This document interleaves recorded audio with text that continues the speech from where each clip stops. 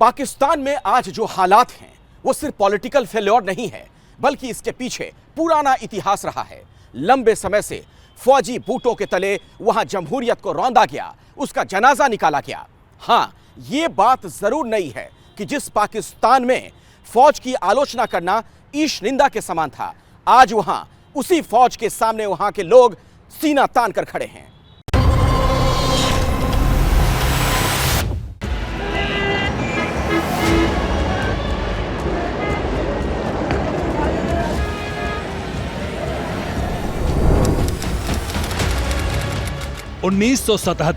पाकिस्तान। तब पाकिस्तान में जुल्फिकार अली भुट्टो की सरकार थी। उस साल हुए संसदीय चुनाव में भी भुट्टो की पाकिस्तान पीपुल्स पार्टी बड़े अंतर से चुनाव जीत चुकी थी। हालांकि चुनाव में भारी धांधलियों के आरोप लगे थे और उन दिनों पाकिस्तान में अराजकता का माहौल पैदा हो गया था। 5 जुलाई 1977, इस्लामाबाद, पाकिस्तान। उस दिन इस्लामाबाद की फिजा बदली हुई थी। तब के प्रधानमंत्री जुल्फिकार अली भुट्टो को भी अंदाजा नहीं था कि जिस जनरल जियाउल हक को उन्होंने 6 लेफ्टिनेंट जनरल्स की सीनियरिटी को नजरअंदाज करके पाकिस्तान का आर्मी चीफ बनाया था, उसी जनरल जिया ने भुट्टो का तख्ता पलट दिया और पाकिस्तान में मार्शल लॉ लागू कर दिया। मिस्टर भुट्टो की हुकूमत खत्म हो चुकी है। सारे मुल्क में मार्शल लॉ नाफिज कर दिया गया है। कौमी और सूबाई असम्बलियां तोड़ दी गई हैं। सूबाई गवर्नर और वजीर हटा दिए गए हैं। अलबत्ता आइन को मनसूख नहीं किया गया है। इसके बाद हिस्सों पर अमल दरामद रोक लिया गया है। फौजी तानाशाह जनरल जियाउल हक ने सिर्फ भुट्टो का तख्ता पलट ही नहीं किया, 2 साल बाद उनको फांसी पर चढ़ा दिया। 4 अप्रैल 1979, रावलपिंडी, पाकिस्तान। यही तारीख थी जब फौजी तानाशाह जियाउल हक ने पाकिस्तान के इतिहास का सबसे खतरनाक अध्याय लिखा। प्रधानमंत्री रहे जुल्फिकार अली भुट्टो को रावलपिंडी की जेल में फांसी पर लटका दिया। लेकिन पाकिस्तान में आर्मी चीफ द्वारा चुनी हुई सरकार के तख्ता पलट का यह पहला और आखिरी वाकया नहीं था। पाकिस्तान में उससे पहले भी ऐसा होता रहा है और उसके बाद भी ऐसा हुआ। पाकिस्तान में पहला तख्ता पलट तो पाकिस्तान बनने के 11 साल के भीतर ही हो गया था। साल 1958 का समय था जब वहां के फौजी तानाशाह अयूब खान ने सत्ता संभाली और लोकतांत्रिक ढंग से चुनी हुई सरकार को सत्ता से बेदखल कर दिया। तब से ऐसा सिलसिला चला कि पाकिस्तान में इन 75 साल में 33 साल फौज की हुकूमत रही। साल 1958 से लेकर 1969, 9 साल तक जनरल अयूब खान ने राज किया। साल 1969 से लेकर 1971 तक, यानी 2 साल जनरल याहिया खान ने हुकूमत चलाई। साल 1977 से लेकर 1988, यानी 11 साल जनरल जियाउल हक ने राज किया। साल 1999 से लेकर 2008, यानी 9 साल जनरल परवेज मुशर्रफ का शासन रहा। पाकिस्तान में फौज के जनरल चुनी हुई सरकारों को उखाड़ फेंकते रहे और खुद गद्दी पर बैठकर मुल्क चलाने लगे। वर्दी वालों को राजकाज चलाने में मजा आने लगा था। इसके लिए चाहे मुल्क को कितनी ही बड़ी कीमत क्यों ना चुकानी पड़े। 47 से 58 तक माशाल्लाह 2 वजीर आजम आने चाहिए थे, आए 8। और उसमें कुछ ऐसे भी हैं, मेरा ख्याल है मोहम्मद अली बोगरा जिसकी 2 महीने की नौकरी थी, किसी को 3 महीने बाद लात मार रहे हैं, कोई 2 साल बाद निकाला जा रहा है, किसी को कहा है कि ये आर्मी चीफ बनेगा, उसका जहाज़ गिर जाता है, किसी वजीर आजम को जलसे में गोली मारी जाती है।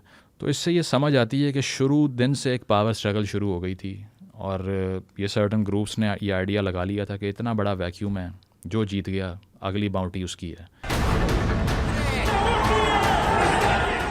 पाकिस्तान की सेना ने वहां की बची खुची डेमोक्रेसी को फौजी बूटों तले ऐसा रौंदा कि उसके साइड इफेक्ट पाकिस्तान अब तक भुगत रहा है।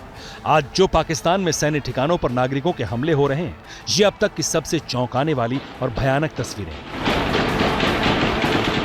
पाकिस्तान की फौज के प्रति आम जनता में नफरत की भावना है। उनको लगा कि ये तो बिल्कुल बेकार फ़ौज है जो हर जंग भारत से हारी, फिर उसके अलावा करप्शन इतना है इस फ़ौज के अंदर। इन सब चीज़ों को लेते हुए पॉलिटिकल प्रोसेस नहीं चलने देती, डेमोक्रेसी नहीं आने देती, तो उनके प्रति, सेना के प्रति एक नफरत फैल गई। लेकिन इसकी जड़ें भी पाकिस्तान की राजनीति के इसी अतीत में, जहां पाकिस्तानी फौज बंदूक की नली से अवाम का मुकद्दर लिखने लगी। पाकिस्तान के इन 75 सालों में 33 साल तो फौजी हुकूमतें ही सत्ता का स्वाद चखती रहीं।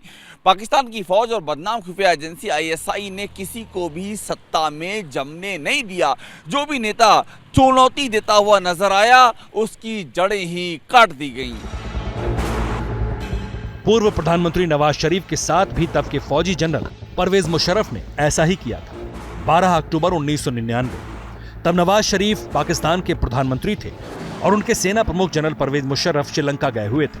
तो नवाज शरीफ ने अपने तख्ता पलट की साजिश के शक की बिना पर मुशर्रफ को आर्मी चीफ के पद से हटा दिया और उनकी जगह जनरल अजीज को चीफ ऑफ आर्मी स्टाफ बना दिया। लेकिन नवाज शरीफ को इल्म ही नहीं था कि नया आर्मी चीफ तो परवेज मुशर्रफ का ही वफादार है। आखिरकार मुशर्रफ ने श्रीलंका से लौटते ही नवाज शरीफ का तख्ता पलट दिया और खुद सत्ता हथिया लिया। दरअसल ये मुजीबुर रहमान मोमेंट है इमरान खान के लिए। 71 में जैसे मुजीबुर रहमान का स्टेटस बढ़ा था, वो इसी तरीके की कार्रवाइयों को लेकर था। पॉपुलर लीडर को याया खान ने जेल में बंद कर दिया और फिर उसके बाद सबको मालूम है कि क्या हुआ। तो ये सिचुएशन है, ये पाकिस्तान के एस्टैब्लिशमेंट के लिए बहुत बड़ी चुनौती है। 3 दशक से भी ज्यादा समय तक हुकूमत चलाने वाली पाकिस्तानी फौज खुद को खुदा समझने लगी। पाकिस्तान में फौज और ISI पर सवाल उठाना तो ईश निंदा के समान माने जाने लगा। इसी कवच में पाकिस्तान की फौज और ISI निर्वाचित सरकारों के साथ खेल करती रही। मैं साबित करूंगा कि ISI ने सारी एक रात पहले वो उसको टेक ओवर किया। साबित करूंगा कि CTT के कपड़ों के अंदर और वुकला के कपड़ों के अंदर ISI थी वहां। साबित करूंगा कि एक ब्रिगेडियर बैठा हुआ था वहां, मुझे नाम भी उसका बताऊंगा, जो सारा मॉनिटर कर रहा था। क्या काम था ISI का वहां। साबित करूंगा कि उन्होंने मुझे कत्ल करने के लिए और पीछे ये आदमी था, क्योंकि ये मुकद्दस गायें हैं, कानून से ऊपर हैं। इमरान खान अपनी ही फौज के जनरल्स पर सवाल उठाने लगे थे, ISI को टारगेट करने लगे थे, जबकि ये बात किसी से छिपी नहीं कि पाकिस्तानी फौज ने ही इमरान को प्रधानमंत्री बनाया था। लेकिन अब हालात बदल चुके हैं, समीकरण बदल चुके हैं। अब इमरान के विरोधी फौज पर सवाल उठाने वालों को देशद्रोही बता रहे हैं। इमरान खान जो है इस वक्त मुल्क दुश्मन कुव्वतों के साथ अलाई है, और ना सिर्फ ये खुद बल्कि इसकी जमात के कुछ और लोग भी जो हैं वो ऐसी हरकतों में और ऐसी कार्रवाइयों में मुलव्वस हैं कि जो मुल्क दुश्मनी के ज़ुमरे में आती हैं। और ये उसका जो बयान है, ये भी उसी का जो है वो एक हिस्सा है। समय का चक्र देखिए कि कभी जो पाकिस्तानी फौज इमरान की सरपरस्त मानी जाती थी, आज वो शहबाज शरीफ की सरपरस्त है और शहबाज शरीफ सरकार को फौज की आलोचना करने में देशद्रोह नजर आ रहा है। लेकिन फौज के खिलाफ आम लोगों के गुस्से की ये तस्वीरें बता रही हैं कि पाकिस्तान में वक्त करवट ले रहा है। क्या पता यहीं से एक नया रास्ता तैयार हो रहा हो जिसमें फौजी बूटों की धमक न सुनाई दे।